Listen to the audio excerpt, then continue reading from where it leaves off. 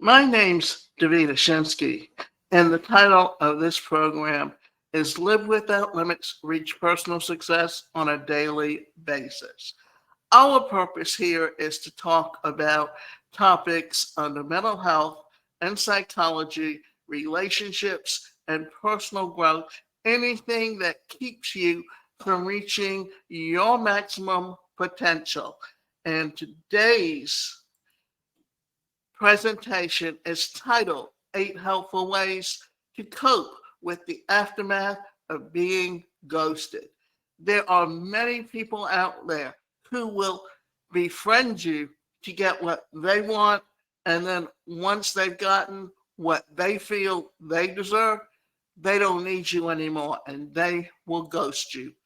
There are a lot of great things that the modern world has made possible. Faster transportation, huge cities, the internet, and social media. However, that modern world has also led to a series of challenges and issues such as accidents, theft, and ghosting. Yes, unlike our forefathers who lived in small towns and villages, restricted to commune with only people within trekkable distances, fast transportation, the internet, and social media in particular has made it possible to stay in touch with people from distant cities, sometimes halfway across the globe. Long distance relationships have never been easier, fixable, and even enjoyable. And while it is amazing to stay connected with people despite the distance and buzz, it has also become equally possible to lose people. Ghosting is now possible. What is the meaning of ghosting?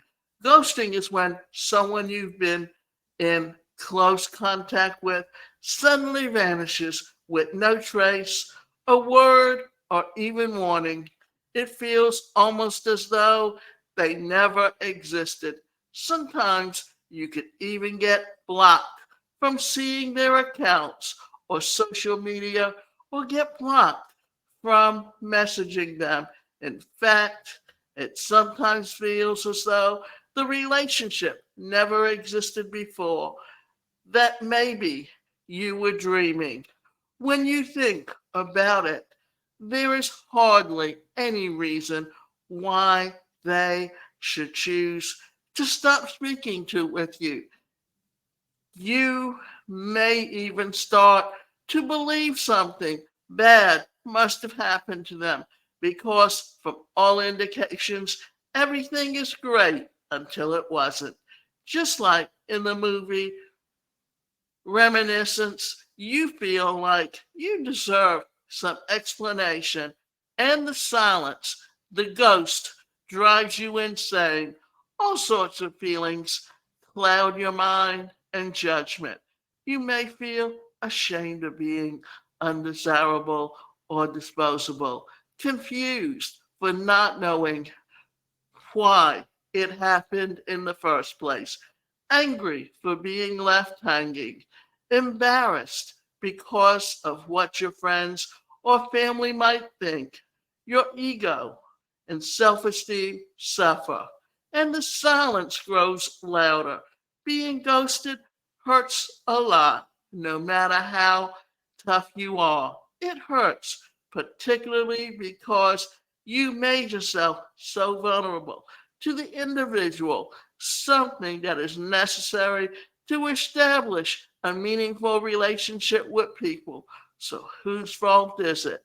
Yours for exposing yourself, or theirs for being so insensitive? Your mind swings between both conclusions. One moment you are being and blaming them for being immature and stupid and lame. But to think that of them would imply that you were to blame for opening up to someone like that in the beginning. The next minute, you find yourself blaming yourself for being so gullible and stupid and vulnerable. Both extremes hurt, neither helps. So, how do you cope with the pain of being ghosted? There's 8 ways to get over being ghosted. So, let's face it, whether they informed you or not, you are still going to be hurt. Maybe a little less, but hurt nonetheless. The answer you seek, the desire to know the reason why they ghosted you, is oftentimes just not worth it. What you rather need is a plan to rejuvenate your hurt ego and self esteem. That said, what do you need and how do you do this? Stop blaming yourself. The first thing you must do is stop blaming yourself for the action of others.